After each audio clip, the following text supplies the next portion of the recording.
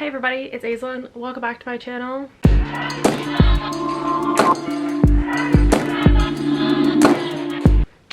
August is over. The summer is officially done. Well, I guess it's officially done once the autumn equinox happens.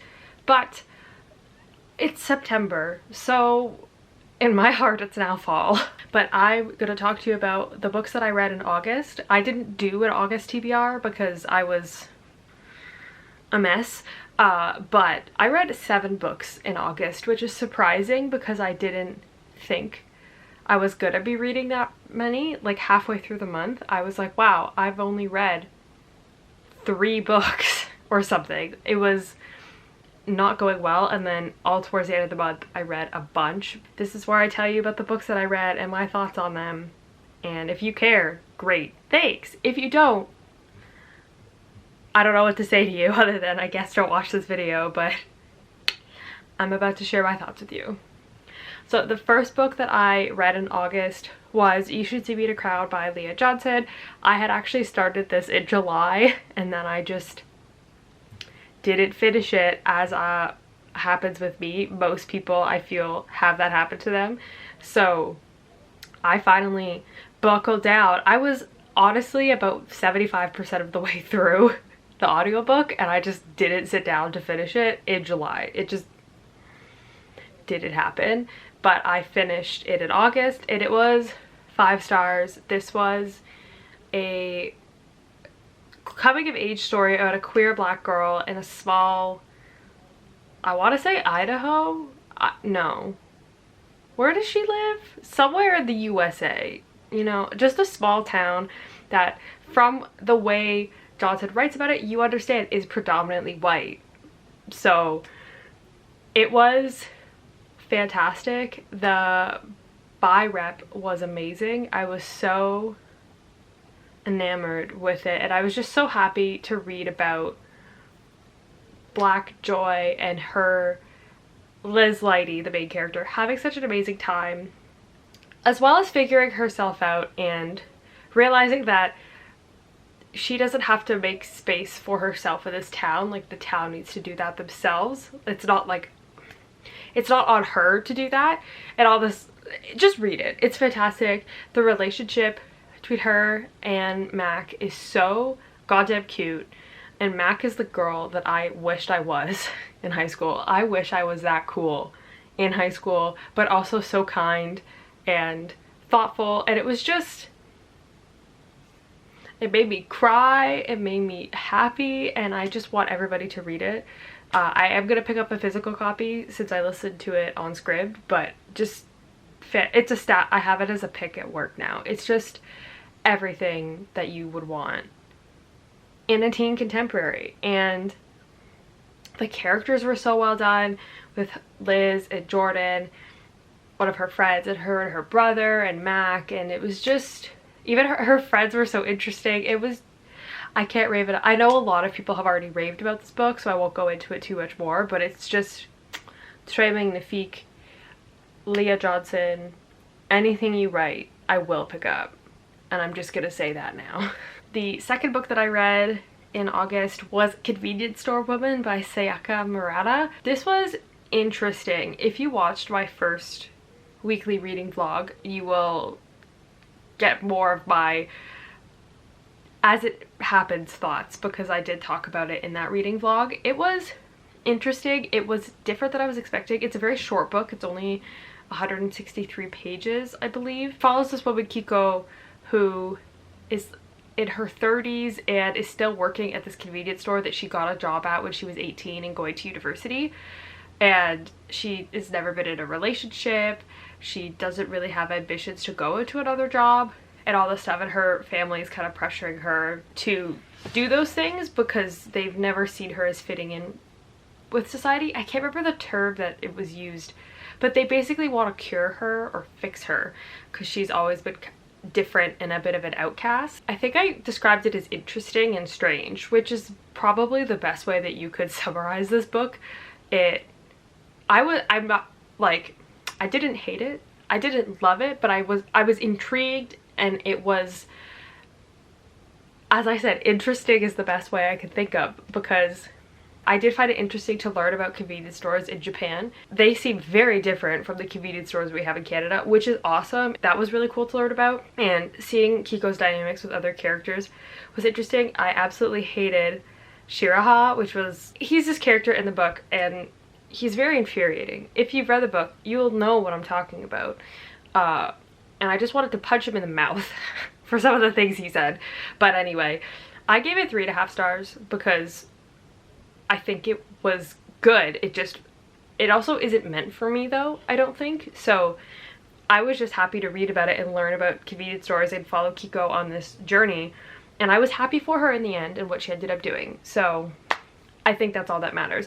And I think it is a good commentary on expecting people to conform into society and what those rules are, and if we don't meet them, like, should you be outcasted, all this stuff. You could tell it's a commentary on that. I have my review on Goodreads, which is a bit more in-depth of a discussion about that, I think, than what I have time to say here. So go and look at that if you are interested. It's also on my StoryGraph profile if you want to look at that. The third book that I read for the month of August was I Believe in a Thing Called Love by Maureen Gu, and this was one of my Scallywagathon books.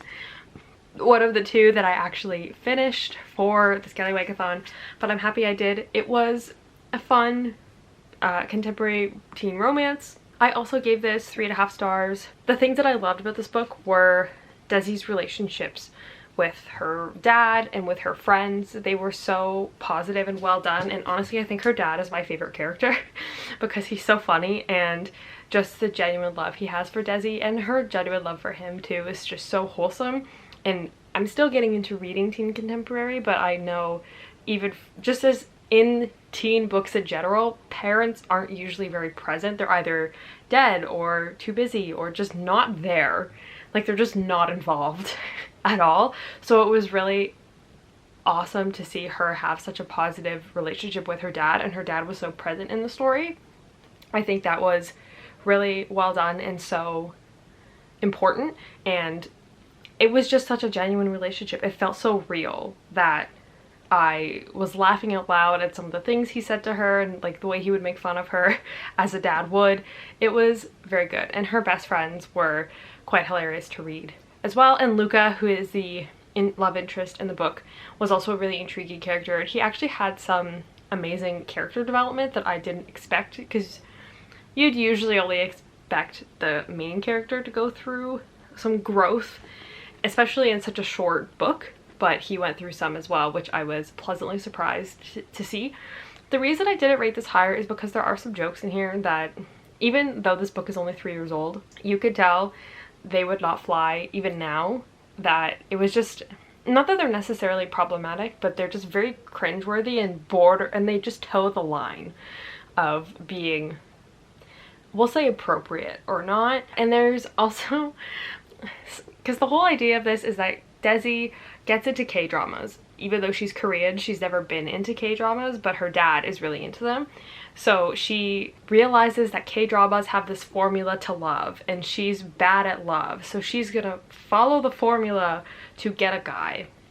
And she writes this whole long list of steps, and then she follows it. And then some of the things she does involving those steps, I did not agree with at all. And I think were very dangerous, just downright ignorant for her to do. I was not happy about that, and I also think the conflict in this was resolved too easily. In my opinion, Luca should have been mad at her for a lot longer than he was, but it's a contemporary romance, so what are you gonna do? But I still gave it 3.5 stars, and I'm definitely gonna be picking up Maureen Gu's other books. I'm not sure when, but I do want to read them, so I will keep you updated about that. The next book that I read is The Only Good Indians by Stephen Graham Jones, which I had on my Kindle, and I also listened to partially on audiobook for the Scallywagathon, so I don't have it here with me. I am gonna also buy a physical copy. It is a horror thriller novel about these 4 indigenous men, 4 Blackfeet men. They had basically gone and hunted for elk on land they shouldn't have, and now 10 years later they are facing the repercussions for that because the elk is mad.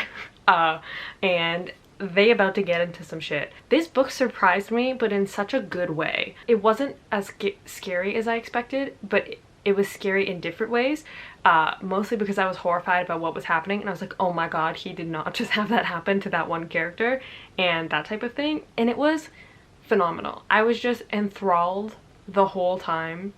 I was so tense to see what would happen. I'm also terrified of elk now, so thanks Stephen Graham Jones for that. Never considered them a scary animal, but I'm kind of scared of them now. And it has that slow burn in it that I love in horror novels, but it's just enough. Like, even this book is only 320 pages or something. It's quite short compared to other horror novels, and it's because of the skill of Jones's writing that he doesn't need 600 pages to freak you out. Cough, cough. He has the ability to turn everything on its head so quickly, and I was just flabbergasted at some of the stuff that happened. I still think about it and I'm like, holy fucking shit, like, he did that. That happened to them. And the ending was so poignant and unexpected that I was enthralled. I don't know how else to say it. I will say this is definitely a strange book in that people are gonna expect one thing and won't get that, and then may be disappointed. So go into this very open-minded, I would say, if you are gonna read it.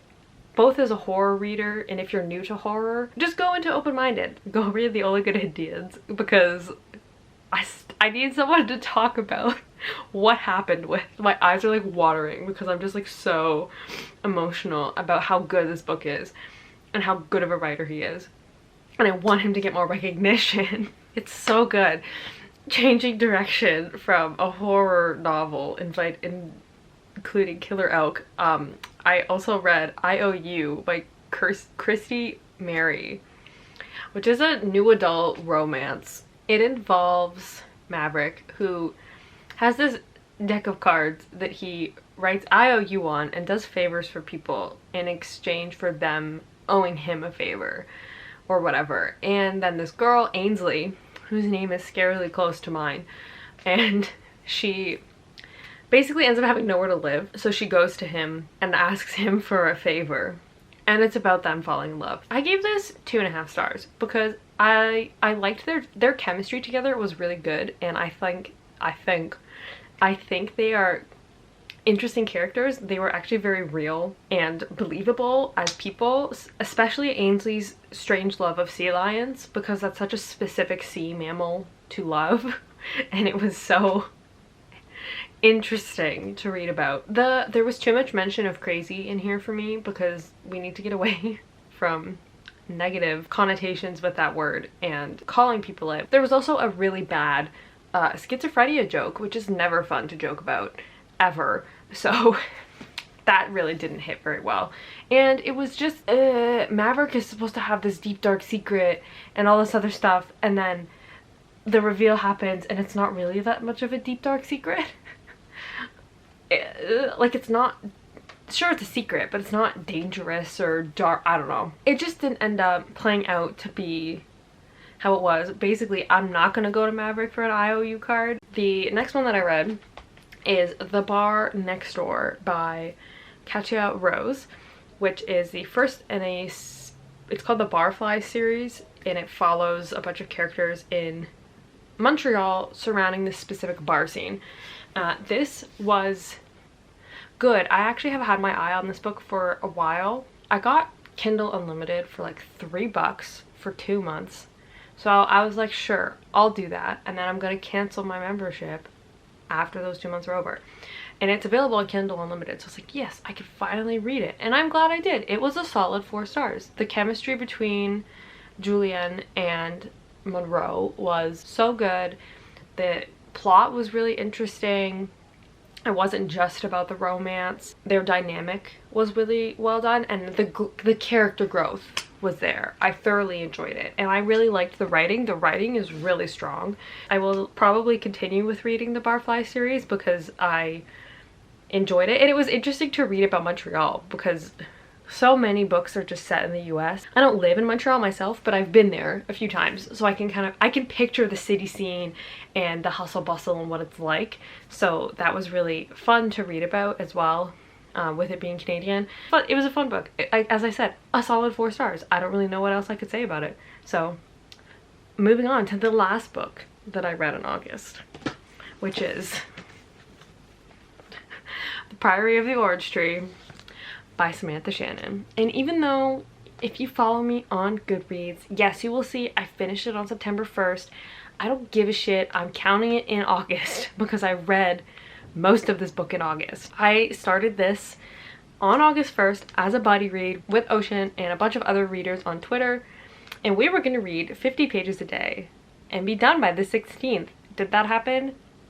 For some people they did. I did not. I just sat in a lull and didn't read it for a week or 2. And then I made it a goal to finish this by the end of August. And I almost did. I was so close, but I finished it on September 1st.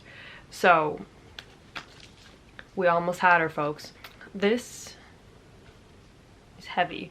This is a slow high fantasy novel. This was good. I don't know why I'm hesitating now. I just wrote a whole review on my thoughts and I was like, yeah, I liked it. It was 4 stars, but like, is it 4 stars? I don't know. I want to say yes, because when I was making my list, I had more things that I liked than I didn't like, but the things that I didn't like affected this. One of the things that I mentioned in my review is that they could have cut another 100 pages from this. And I know authors think everything is essential, like every world building aspect, every explanation is essential, but I promise you it's not. As both someone who is writing a high fantasy novel and who avidly reads them, I promise you it's not, because the first half of this book is just an explanation of what the fuck is going on and how the hell things are related, and it's just, some of it is not necessary. It was interesting, but it could have been more interesting, if you know what I mean.